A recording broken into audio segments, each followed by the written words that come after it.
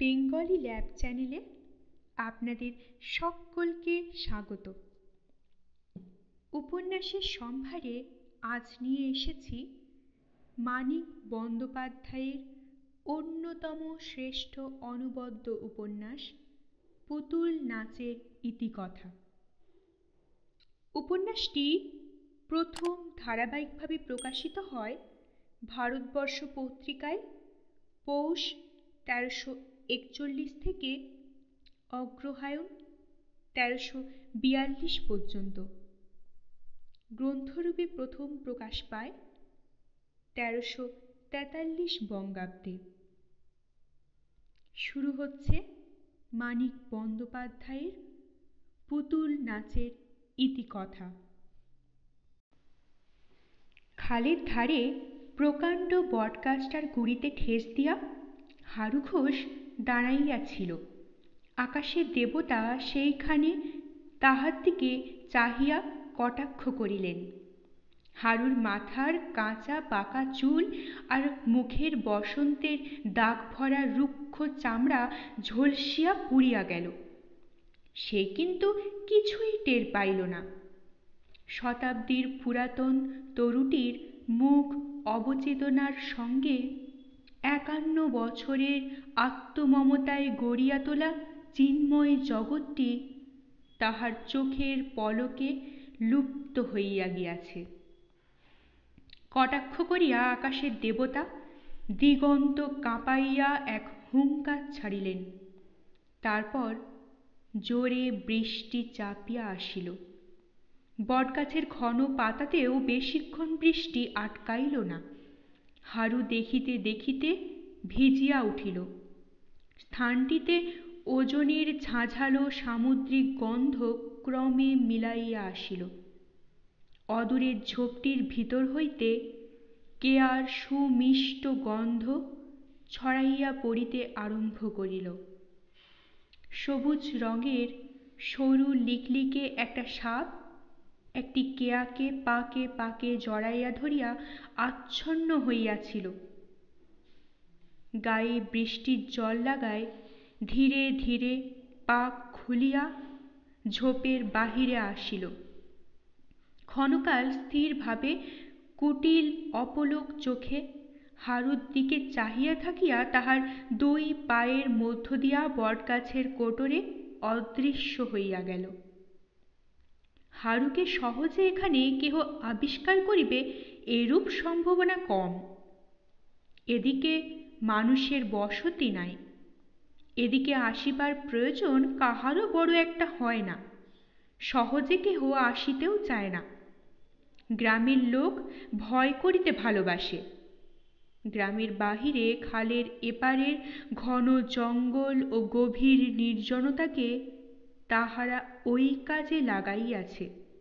ভূত প্রেতের অস্তিত্ব হয়তো গ্রামবাসীরই ভীরু কল্পনায়, কিন্তু স্থানটি যে সাপের রাজ্য তাতে আর সন্দেহ নাই। দিনের আলো বজায় থাকিতে থাকিতে বাজিতপুরের 2-1টি সাহসী পথিক মাঠ ভাঙিয়া আসিয়া ঘাসের নিচে অদৃশ্যপ্রায় পথ রেখাটির সাহায্যে পথ সংক্ষেপ করে বলিয়া কহিয়া কারো নৌকায় খাল পার হইলেই গাউদিয়ার সড়ক। গ্রামে পৌঁছিতে আর আধ মাইলও হাঁটিতে হয় না।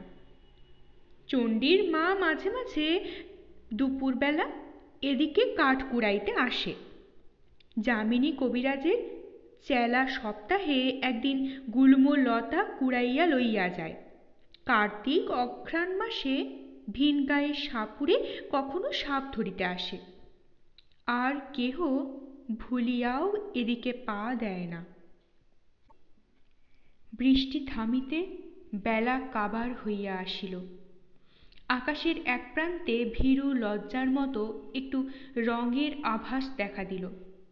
বটগাছের শাখায় পাখিরা উড়িয়া আসিয়া বসিল এবং কিছু দূরে মাটির গায়ের গর্ত হইতে উইয়ের দলকে নবোদ্গত পাখা মেলিয়া আকাশে উড়িতে দেখিয়া হঠাৎ আবার সেই দিকে উড়িয়া গেল। হারুর স্থায়ী নিস্পন্দতার সাহস পাইয়া গাছের কাঠবিড়ালিটি একসময় নিচে নামিয়া আসিল। ওদিকে বুদি গাছের ডালে একটা গিরগিটি কিছুক্ষণের মধ্যেই অনেকগুলো পোকা আয়ত্ত করিয়া ফেলিল। মরা শালিকের বাচ্চাটিকে মুখে করিয়া সামনের মাঠ দিয়া ছপ ছপ করিয়া পার হইয়া যাওয়ার সময় একটা শেয়াল বারবার মুখ ফিরাইয়া হারুকে দেখিয়া গেল। ওরা টের পায়, কেমন করিয়া টের পায় কে জানে। শশী বলিল, নৌকা ওদিকে সরিয়ে নিয়ে যা গোবর্ধন, ওই শ্যাওড়া গাছটার কাছে, এখান দিয়ে নামানো যাবে না। বটগাছটার সামনাসামনি খালের পাড় অত্যন্ত ঢালু, বৃষ্টিতে পিছলও হইয়া আছে। গোবর্ধন লগি ঠেলিয়া নৌকা পাশের দিকে সরাইয়া লইয়া গেল। 7 মাইল তফাতে নদীর জল 24 ঘণ্টায় 3 হাত বাড়িয়াছে। খালের স্রোতও বড় কম নয়। শ্যাওড়া গাছের একটা ডাল ধরিয়া ফেলিয়া নৌকা স্থির করিয়া গোবর্ধন বলিল, আপনি লায়ে বসবে এসো বাবু, আমি লাবাচ্ছি। শশী বলিল, দূর হতভাগা, তোকে ছুঁতে নেই। গোবর্ধন বলিল, ছুঁলাম বা কে জানছে, আপনিও ধুমস মরাটাকে লাবাতে পারবে কেন? শশী ভাবিয়া দেখিল কথাটা মিথ্যা নয়। পড়িয়া গেলে হারুর সর্বাঙ্গে কাদা মাখা হইয়া যাইবে, তার চেয়ে গোবর্ধন ছুঁইলে সবের আর এমন কি বেশি অপমান। অপঘাতে মৃত্যু হইয়াছে, মুক্তি হারুর গোবর্ধন ছুঁলেও নাই, না ছুঁলেও নাই। আয় তবে দুজনে ধরেই নামাই। গাছের সঙ্গে টেনে নৌকা বাঁধ, সরে গেলে মুশকিল হবে। আচ্ছা, আলোটা আগে জেলে নে গোবর্ধন, অন্ধকার হয়ে এলো। আলো জ্বালিয়া শ্যাওড়া গাছের সঙ্গে নৌকা বাঁধিয়া গোবর্ধন ওপরে উঠিয়া গেল। দুজনে ধরাধরি করিয়া হারুকে তাহারা সাবধানে নৌকায় নামাইয়া আনিল। শশী নিঃশ্বাস ফেলিয়া বলিল, দে নৌকো খুলে দে গোবর্ধন, আর দেখ ওকে তুই আর ছুঁস নে, আমার ছোবার দরকার। শশী শহর হইতে ফিরিতেছিল। নৌকায় বসিয়ায় সে দেখিতে পায় খালের মনুষ্য বর্জিত তীরে সন্ধ্যার আবছা আলোয় গাছে ঠেস দিয়া ভূতের মতন একটা লোক দাঁড়াইয়া আছে। পাগল ছাড়া এ সময় সাপের রাজ্যে মানুষভাবে দাঁড়াইয়া থাকে না। শশী বিস্ময় ও কৌতূহলের সীমা ছিল না। হাঁক ডাক দিয়া সাড়া না পাইয়া গোবর্ধনকে সে নৌকা ভিড়াইতে বলিয়াছিল। গোবর্ধন প্রথমটায় রাজি হয় নাই। এখানে এমন সময় মানুষ আসিবে কোথা হইতে?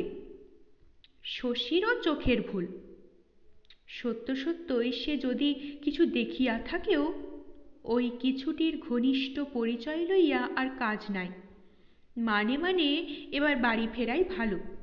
কিন্তু শশী কলিকাতার কলেজে পাশ করিয়া ডাক্তার হইয়াছে, গোবর্ধনের কোনো আপত্তি সে কানে তোলে নাই। বলিয়াছিল, ভূত যদি হয় তো বেঁধে এনে পোষ মানাবো গোবর্ধন, নৌকা ফেরা। তখনও আকাশে আলো ছিল। হারুর চারিপাশে কচু পাতার আটকানো জলের রূপলি রূপ একেবারে নিভিয়া যায় নাই।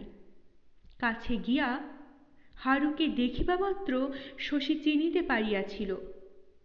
ওরে গোবর্ধন, এ যে আমাদের হারু, এখানেও এলো কি করে? গোবর্ধনের মুখে অনেকক্ষণ কথা সরে নাই। শেষে সব ভয়ে চাপা গলায় জিজ্ঞাসা করিয়াছিল, মরে গেছে নাকি ছোটবাবু?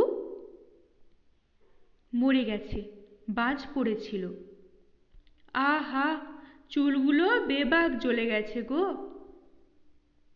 হারুর বদলে আর কেহ হইলে যে মানুষটা মরিয়া গিয়াছে তাহার চুলের জন্য গোবর্ধনকে শোক করিতে শুনিয়া শশীর হয়তো হাসি আসিত, কিন্তু গ্রামের বাহিরে হারুকে এ অবস্থায় আবিষ্কার করিয়া তাহার মনে অত্যন্ত আঘাত লাগিয়াছিল। হারুর ছেলে মেয়ে আছে, আত্মীয় বন্ধু আছে, সকলের চোখের আড়ালে একটা গাছের নিচে ওর একা একা মরিয়ে যাওয়া কি শোচনীয় দুর্ঘটনা! গোবর্ধনের কথায় তাহার মন আরো বিষণ্ণ হইয়া গেল। গোবর্ধনের বুকের মধ্যে ঠিপ ঠিপ করিতেছিল। এখানে দাঁড়িয়ে থেকে আর কি হবে ছোটবাবু? গায়ে খবর দিকে চলো।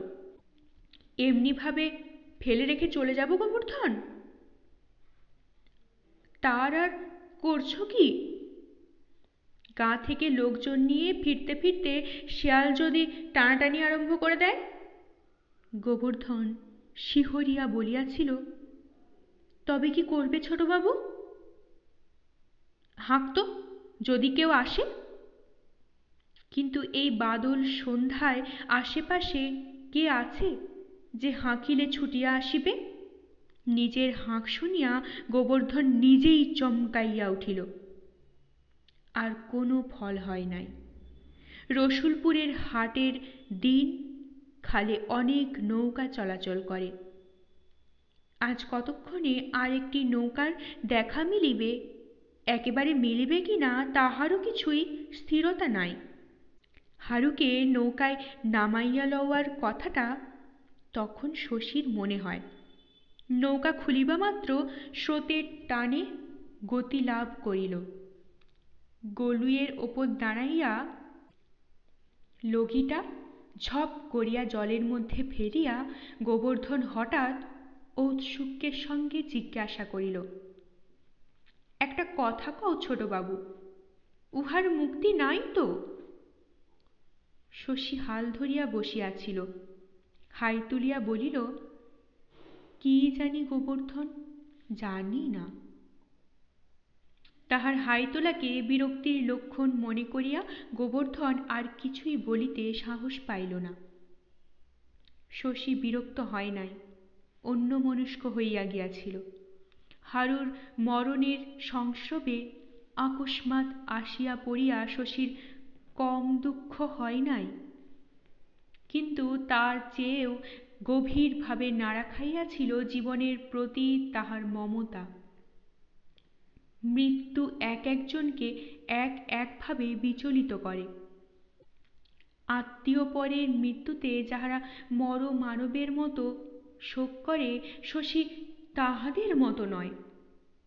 একজনকে মরিতে দেখিলে তাহার মনে পড়িয়া যায় না সকলেই একদিন মরিবে।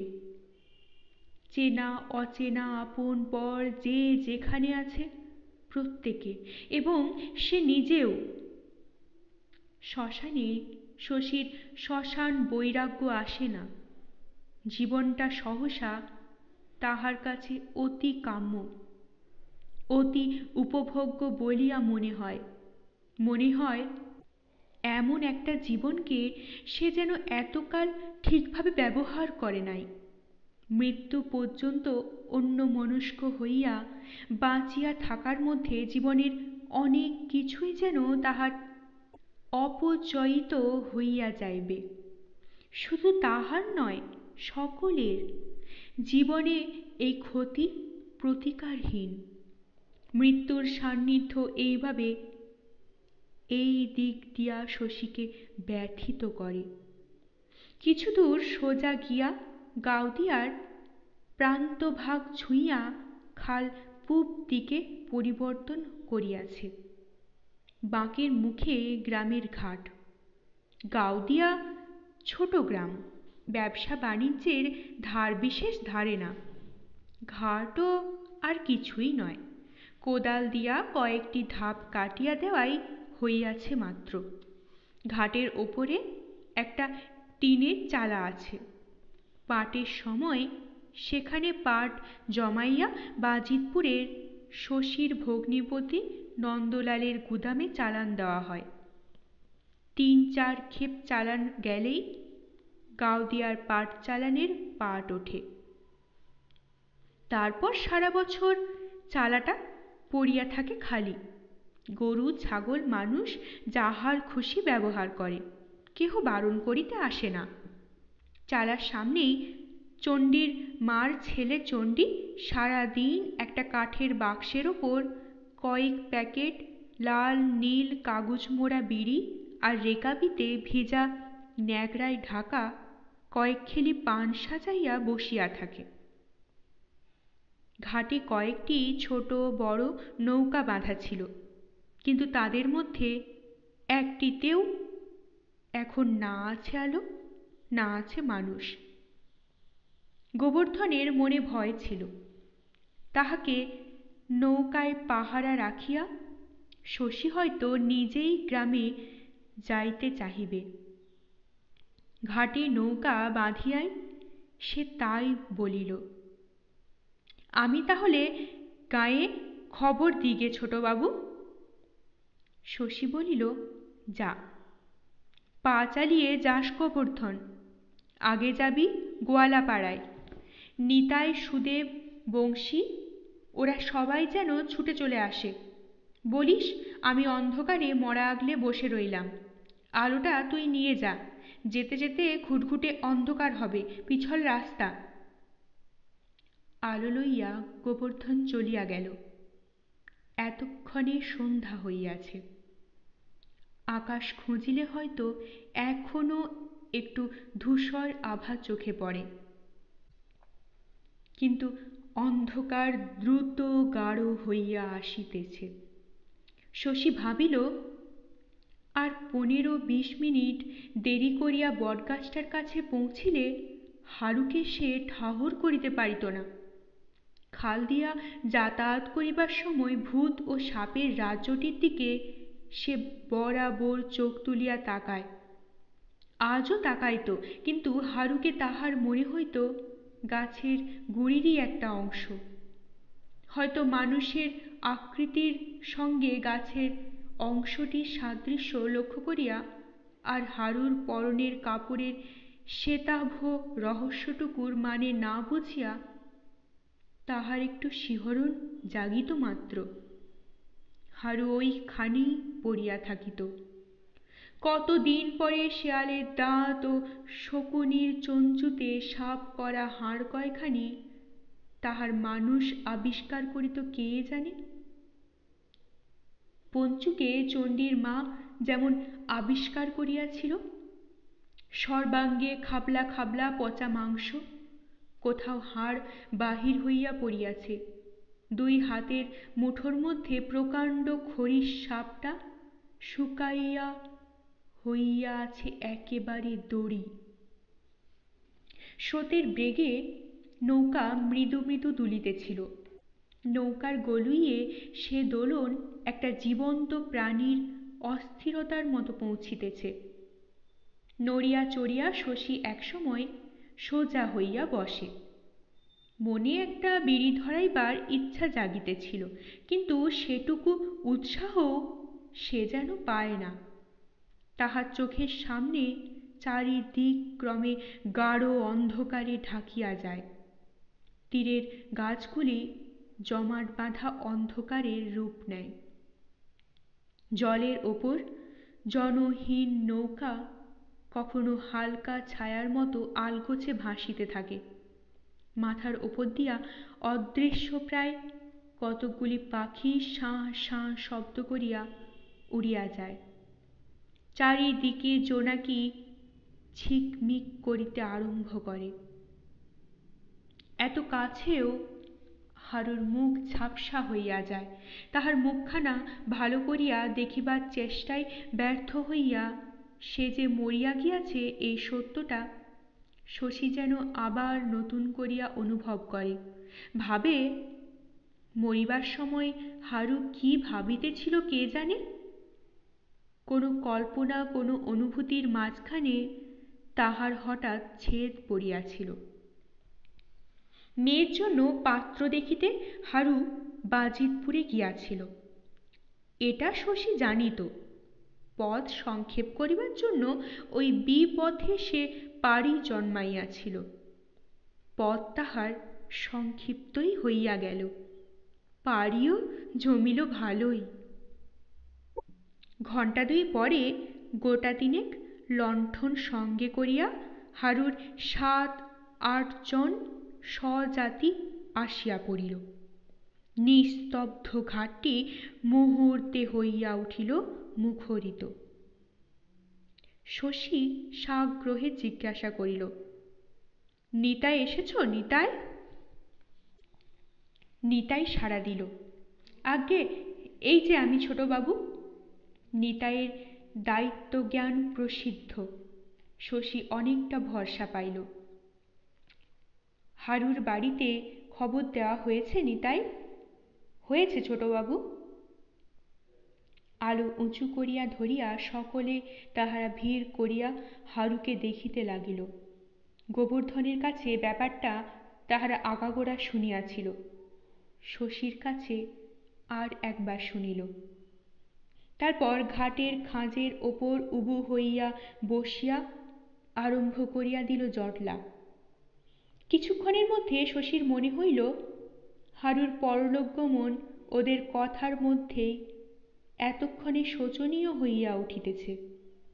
বর্ষণক্ষান্ত বিষণ্ণ রাত্রে কালি পড়া লণ্ঠনের মৃদু রঙিন আলোয় হারুর জীবনের টুকরো টুকরো ঘটনাগুলি যেন দৃশ্যমান ছায়াছবির রূপ গ্রহণ করিয়া চোখের সামনে ভাসিয়া আসিতে লাগিল। হারুর পরিবারের ক্ষতি ও বেদনার প্রকৃত উপলব্ধি যেন এতক্ষণে শশী আয়ত্ত করিতে পারিল। সে বুঝিতে পারিল সংসারে হারু যে কতখানি স্থান শূন্য রইয়া গিয়াছে। এই অশিক্ষিত মানুষগুলির মনের মাপকাঠি দিয়াই তাহার পরিমাপ সম্ভব। এতক্ষণ হারুর অপমৃত্যুকে সে বুঝিতে পারে নাই। হারুকে সে আপনার জগতে তুলিয়া লইয়াছিল, যেখানে শূন্য করিয়া রাখিয়া যাওয়ার মতো স্থান হারু কোনো দিন অধিকার করিয়াছিল কিনা সন্দেহ। নীরবে শশী অনেকক্ষণ তাহাদের আলোচনা কান পাতিয়া শুনিল। শেষে রাত বাড়িয়া যাইতেছে খেয়াল করিয়া বলিল, তোমরা তাহলে আর বসে থেকো না নিতাই, রসিকবাবুর বাগান থেকে বাঁশ কেটে এনে একটা মাচা বেঁধে ফেলো। নিতাই প্রশ্ন করিল, সোজা মশাল বিলে নিয়ে যাবে কি ছোটবাবু? শশী বলিল, না, ওর বাড়িতে একবার নামাতে হবে। হারুকে সোজাসুজি শ্মশানে লইয়া গেলে অনেক হাঙ্গামা কমিত, কিন্তু হারুর মেয়ে মতির জ্বর, সকলে শ্মশানে আসিলেও সে আসিতে পারিবে না। তাহাকে একবার না দেখাইয়া হারুকে পোড়াইয়া ফেলিবার কথাটা শশী ভাবিতেও পারিতেছিল না। মতির কাছে খবরটা এখন কয়েকদিনের জন্য চাপিয়া যাওয়ার বুদ্ধিও বাড়ির কাহারও হইবে কিনা সন্দেহ। মতি জানিতে পারিবে তাহারই জন্য বর খুঁজিতে গিয়া ফিরিবার পথে হারু অপঘাতে প্রাণ দিয়াছে। জ্বর গায়ে এই বর্ষার রাত্রে হয়তো সে শ্মশানে ছুটিয়া আসিবে। জোর করিয়া বাড়িতে আটকাইয়া রাখিলে সকলকেই হয়তো সে ক্ষমা করিবে, নিয়তিকে পর্যন্ত, কিন্তু শশীকে সে সহজে মার্জনা করিবে না। বলিবে, আপনি থাকতে আমাকে একটি বারও না দেখিয়ে বাবাকে ওরা পুড়িয়ে ফেলেছিল গো। রসিকবাবুর বাগান হইতে বাঁশ কাটিয়া আনিয়া মাচা বাঁধা হইল। তারপর মাচায় শোয়াইয়া হরিবোল দিয়া মাচাটা তাহারা কাঁধে তুলিয়া লইল। শশী বলিল, এখন তোমরা হরিবোল দিও না, হারুর শ্মশান যাত্রা করেনি, বাড়ি যাচ্ছে। কথাটা এমন করিয়া শশী ইচ্ছা করিয়া বলে নাই। নিজের কথায় নিজেরই চোখ দুটি তাহার সজল হইয়া উঠিল। রাস্তাটি চওড়া মন্দ নয়, কিন্তু কাঁচা। বর্ষাকালে কোথাও 1 হাঁটু কাদা হয়। কোথাও এঁটেল মাটিতে বিপজ্জনক রকমের পিছল হইয়া থাকে। গরুর গাড়ির চাকাতেই রাস্তাটির সর্বনাশ করে সবচেয়ে বেশি। বর্ষার পথ কাদা শুকাইলে মনে হয় আগা গোড়া যেন লাঙল দিয়া চষিয়া ফেলা হইয়াছে। শীত পড়িতে পড়িতে পথটি আবার সমতল হইয়া যায় সত্য, কিন্তু লক্ষ লক্ষ ক্ষতের উঁচু নিচু সীমানাগুলি গুঁড়া হইয়া এত ধুলা হয় যে পায়ের পাতা ডুবিয়া যায়। ফাল্গুন চৈত্র মাসে বাতাসে ধুলা উড়িয়া দুপাশের গাছগুলিকে বিবর্ণ করিয়া দেয়। গ্রামে ঢুকিবার আগে খালের সঙ্গে সংযুক্ত নালার ওপর একটি পুল পড়ে। পুলের নিচে স্রোতের মুখে জাল পাতিয়া নবীন মাঝি সেই অপরাহ্ন হইতে বুক জলে দাঁড়াইয়া আছে। নিতাই ডাকিয়া বলে, কি মাছ পড়ল মাঝি? নবীন বলে, মাছ কোথা ঘোষমশাই, জল বড় বেশি গো। মাগুর টাগুর পেলি নবীন? পেলে আমাকে একটা দিস, ছেলেটা কাল পথ্যি করবে। নবীন মিথ্যা জবাব দেয়, বলে, জলে দেরিয়ে কি মিছে কথা কইছি? এত জলে মাছ পড়ে না, এদিকে 3 হাত ফাঁক রইছে দেখছনি? হারুর মরণের খবরটা সে শান্তভাবে গ্রহণ করে, বলে, লোক বড় ভালো ছিল গো, জগতে 70 নেই। তারপর বলে, ই বছর জানো ঘোষমশাই, অদেষ্ট সবার মন্দ, 3 বর্ষা নামল না, এর মধ্যে জল কামড়াতে নেগেছে। দিন নাই রাত নাই, জলে স্থলে নবীনের কঠোর জীবন সংগ্রাম। দেহের সঙ্গে মনও তাহার হাজিয়া গিয়াছে। হারুর অপমৃত্যুতে বিচলিত হওয়ার সময় তাহার নাই।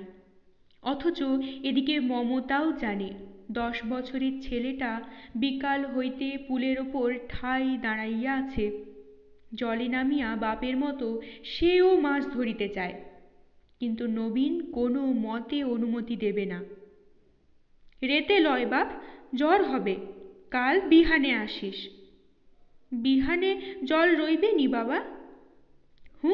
রইবে নি আবার? তোর ডুব জল হবে জানিস? পুল পার হইয়া কিছু দূর অবধি রাস্তার দুপাশে শুধু চষা ক্ষেত, তারপর গ্রাম আরম্ভ হইয়াছে। এদিকে বসতি কম। রাস্তার দক্ষিণে ঝোপঝাপের বেষ্টনীর মধ্যে পৃথক কয়েকটা ভাঙাচোরা ঘর বৃষ্টিতে ঘরে বাহিরে ভিজিয়াছে। ওখানে 7 ঘর বাগদি বাস করে। গ্রামের ছেলে মেয়েদের মধ্যে এরাই সবচেয়ে গরিব, সবচেয়ে ছোট লোক, সবচেয়ে চোর। দিনে ওরা যে গৃহস্থের চাল মেরামত করে, রাতে সুযোগ পাইলে তাহারই ভিটায় শীত দেয়। কেহ না কেহ ওদের মধ্যে 6 মাস 1 বছর জেলেই পড়িয়া আছে। ছাড়া পাইবার পর গ্রামে ফিরিয়া বলে, শ্বশুর ঘরথে ফিরলুম দাদা, বেশ ছিলাম গো।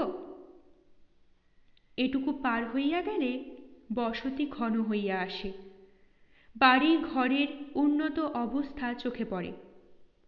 পথের দুদিকেই 2-1টি শাখাপথ পাড়ার দিকে বাহির হইয়া যাইতে আরম্ভ করিয়াছে দেখা যায়। মাঝে মাঝে কলা বাগান, সুপারি বাগান ও ছোট ছোট বাঁশ ঝাড় ডাইনে বাঁয়ে আবির্ভূত হয়। আমবাগানকে অন্ধকারে মনে হয় অরণ্য। কোনো কোনো বাড়ির সামনে কামিনী, গন্ধরাজ ও জবা ফুলের বাগান করিবার ক্ষীণ চেষ্টা চোখে পড়ে। ক্রমে 2-1টি পাকা দালানের সাক্ষাৎ পাওয়া যায়।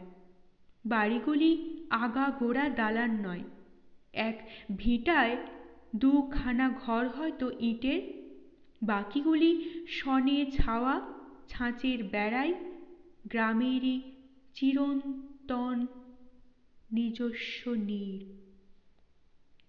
নির্জন স্তব্ধ পথে সব বাহি তাহারাই জীবনের সাড়া দিয়া চলিয়াছে। শশীর বিষণ্ণতা ঘুচিবার নয়, আলো হাতে সকলের আগে আগে সে যাইতেছিল। নিতাই, সুদেব, ওরা কথা কহিতেছে সকলেই, কথা নাই কেবল শশীর মুখে।